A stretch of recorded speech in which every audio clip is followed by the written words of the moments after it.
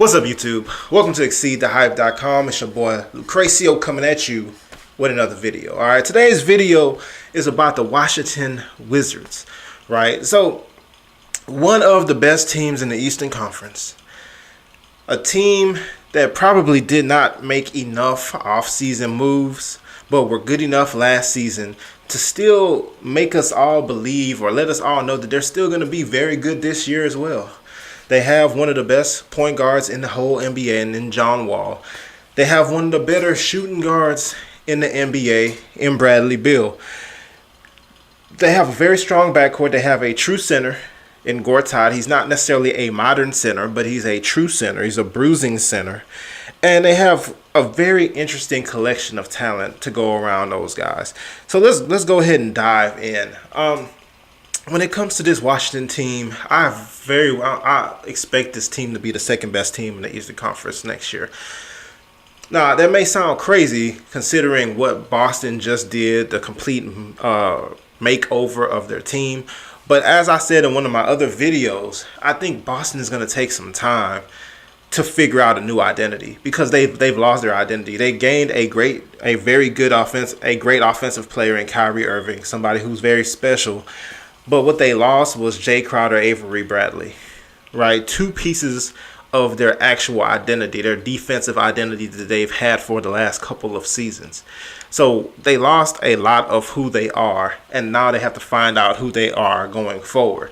In that process, I think they will lose a little bit of ground in the East, at least that first year, allowing the Washington Wizards to take a step above them, because what Washington has is that continuity. They added pieces, but they added pieces that would fit around their core, so they kept their core together. So let's talk about them. All right, let's start off with Mr. John Wall, Mr. top 10 player in the NBA, as he said to ball his life yesterday. I don't doubt it. I do think John Wall will continue to get better. Last year, he showed me a whole lot. He showed me that he truly is an elite player and that he may still be ahead of Antetokounmpo just by a little bit. And Antetokounmpo will eventually pass him to become one of the best players, the top 3 players in the East. But maybe he still has to catch John Wall. So he's a two-way point guard. He's somebody who is still pass first, even though he does score a lot and he can score very easily because of his incredible athleticism. But he's somebody who does look to pass the ball first, look to get his teammates involved first before himself, which is amazing. His outside shot is still come and go. Sometimes he's on, sometimes he's off. If it's a big shot, he hit like one of the biggest shot in his career last year in the playoffs, in, I believe, Game 6 in Washington, which was a three-pointer, which he had the confidence to take. So that's obviously great.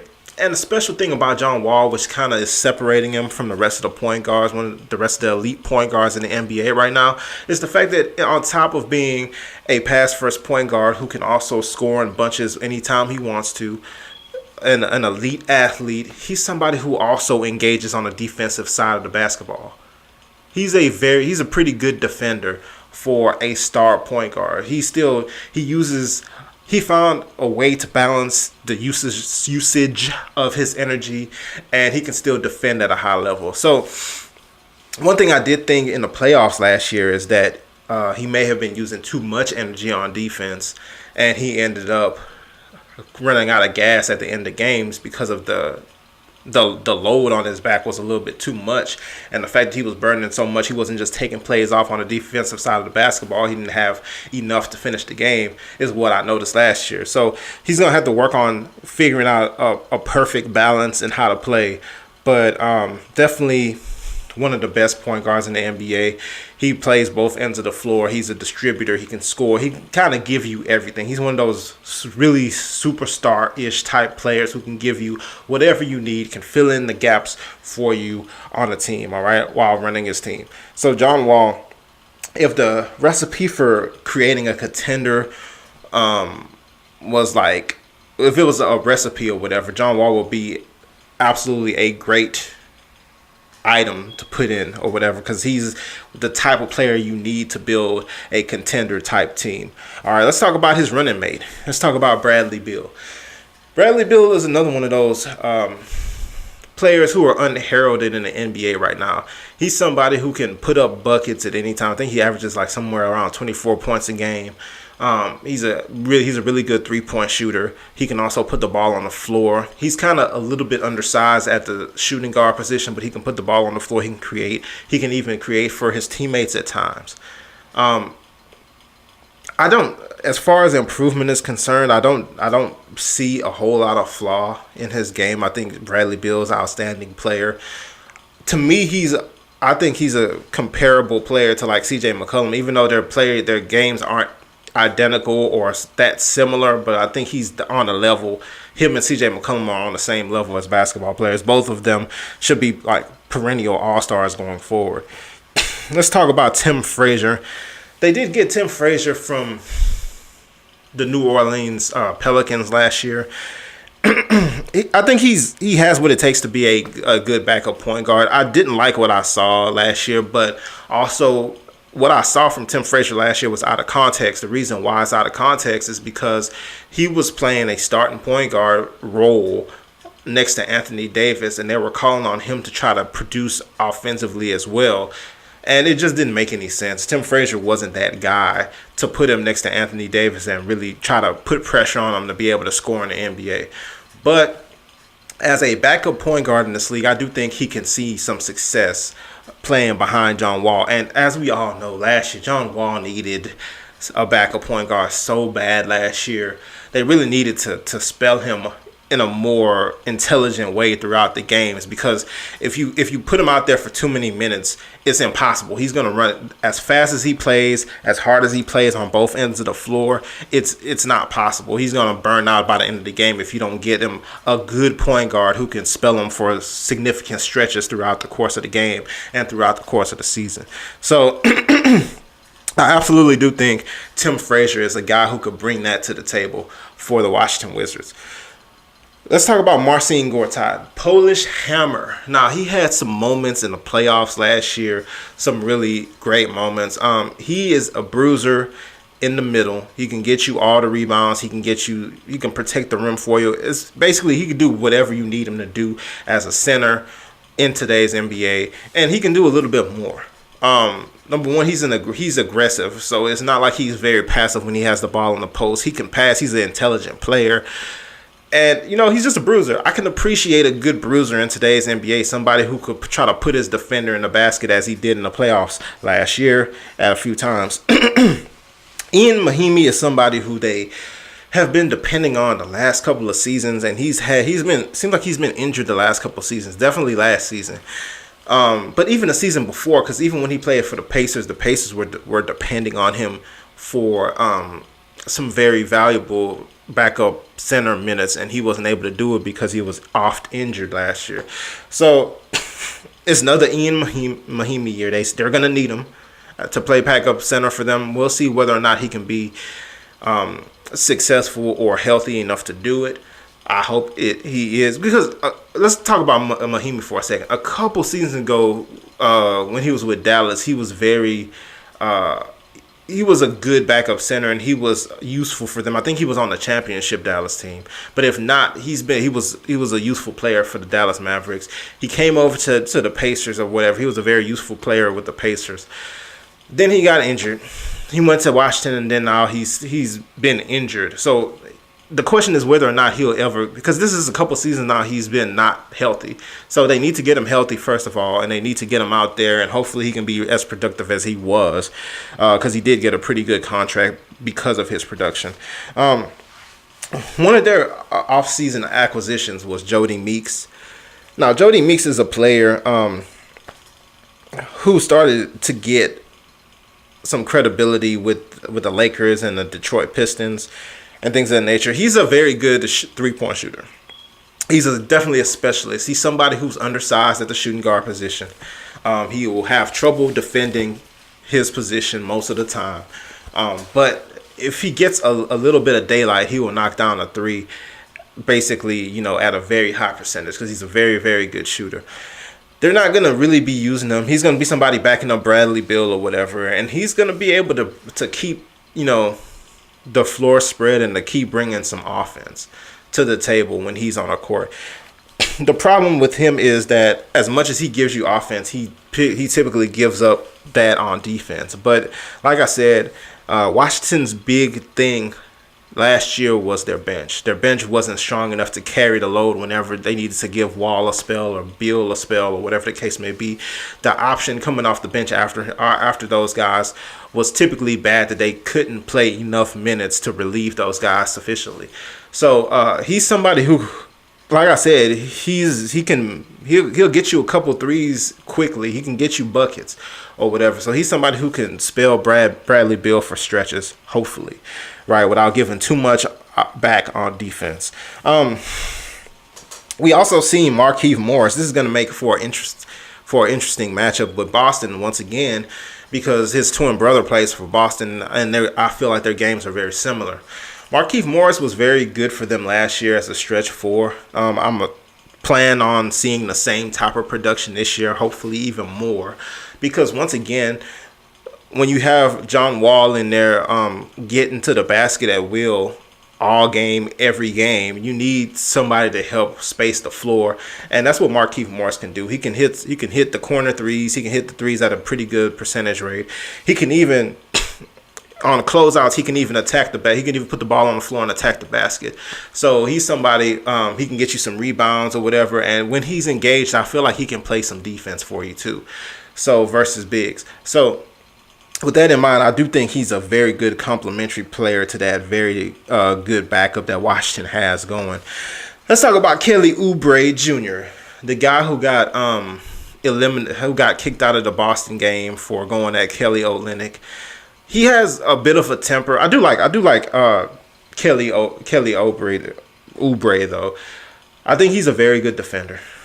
I think he's one of those like defensive specialists or whatever who can stop, a lot of the wing players in today's NBA, the non-star wing players, and could slow down some of the star wing players in today's NBA. I like the effort that he brings on the defensive side of the basketball. I do think he has the beginnings of a very good three-point shot.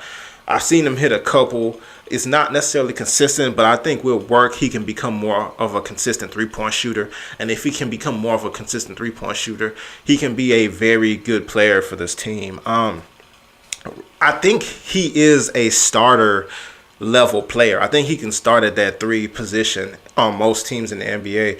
The problem is he's playing behind Otto Porter, which Otto Porter is just, offensive weapon because of his ability to hit threes. So that's going to always push Kelly Oubre off to the six-man role. But in that role, he's very good. So coming off the bench with him is a very tough situation for a lot of teams to deal with, because once again, he's a very good defender.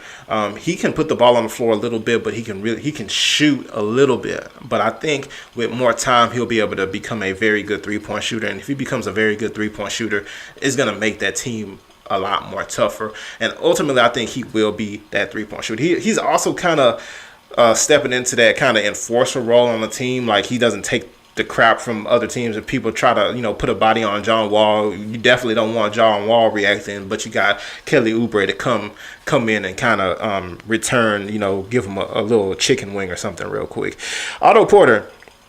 Now, if I was an NBA GM and I was the GM of the Washington Wizards, there's no way he would still be on this team. Not that he did anything wrong or whatever, but I just would never have signed him to the contract that Brooklyn offered him. I would have lost him, because if you have time, look up the contract for Otto Porter. It was a really stupid, bad contract that they really signed, but they wanted to keep talent on the team, which I understand, because Otto Porter is definitely a very talented player. I've been a fan of Otto Porter since he was with Georgetown. I thought his career would come along a little bit sooner than it actually did. It did take a little bit of time for him to get where he is in today's NBA, but I think that's okay. He's a very good player, and I do think he will continue to get better. He's a good shooter, and that's one of the things I like about his game more than anything, is that he's such a good shooter. He's a consistent shooter, and because of the way John Wall and Bradley Beal play, he will always get those shots. The shots that he takes and makes in the game are the shots that he's going to continue to get the whole season. right? He's a long guy. He's about 6'8", and he has very long arms or whatever, so he can defend. And, he can do some of the other stuff that you don't even... I think if, depending on the matchup, he can probably get you some rebounds or whatever. But you really just need him to be able to, hit those shots off the kickouts from John Wall's penetration. And once again, Otto Porter can even kind of create a little bit off the dribble. And if he can do that, he's like a very good player for this team and in the Eastern Conference. And this team will still, I really feel like this team will be the number 2 team in the Eastern Conference. Let's talk about one of their other acquisitions this offseason. Mike Scott, you know him previously from teams like the Atlanta Hawks. So if you remember a couple years ago, when Atlanta was actually good, even though now they've completely fallen off the map in the Eastern Conference. But back when Atlanta was actually good and they actually were hitting a bunch of threes, and Kyle Korver was there and Al Horford and, all these guys were there, Jeff Teague or whatever, and Atlanta had the number 1 seed in the East in a situation where LeBron had just went back to Cleveland or whatever. Mike Scott was a big part. He was coming off the bench, of course, but he was a big part of what helped Atlanta go. Atlanta had a center. I don't remember his name right now, but they had a center who shot threes. They had Mike Scott, who was playing the 4 position, who was just jacking up threes. Everybody was just shooting threes, and they were just, blowing teams out of the water because of the three-point shooting and the ball movement. Well, obviously that has kind of tapered off the next couple of seasons, and Mike Scott fell out of favor with his coaches or whatever and kind of fell out of rotation. However, I don't think Mike Scott, his skills have fallen off, all right? He wasn't the best defender. I thought he was a serviceable enough defender. He wasn't necessarily a good rebounder, even though he was playing the 4 position, but he was a shooter. And on this team, I think that's what they want from him. He's just going to be somebody who comes off the bench and fires them up, right? And if he's doing that and he's making them at a reasonable rate, they have another player who can contribute something on offense. Now, in the playoffs, it may be tougher for him to contribute in that type of a role, but ultimately throughout the regular season, he's going to get out there. He's going to be spelling Markieff Morris or whoever's playing the 4, and he's just going to be putting up the 3-point shots, and hopefully he can make enough to keep himself in a rotation for the Washington Wizards. So ultimately, I do think the Washington Wizards did need to do a little bit more to kind of create some separation between them and the Boston Celtics to try to really take firm hold of the 2nd seed in the Eastern Conference or the title as the 2nd best team in the Eastern Conference. But ultimately, they did enough to bolster up their bench a little. And that was obviously going to help some. The more they can get John Wall off the court and get the backup in there to spell them, the more games they'll win. More games they'll win, the better the seeding in the Eastern Conference. And the better chance they have to advance to the Eastern Conference Finals. Now, even though I do believe they will end up better than Boston or whatever, they will get that number 2 seed, and Boston may be fighting for the 3 or whatever, I'm not so sure they will be able to beat the Boston Celtics in the playoffs if they were to play. Part of me feels like, yeah, they might, but it's just a very unpredictable situation. But I do think the Washington Wizards will finish with a better record than Boston in the Eastern Conference. All right, that's my video. If you agree, leave the comments below. If you like this video, go ahead and give it a thumbs up and subscribe if you're new. All right, see you next time.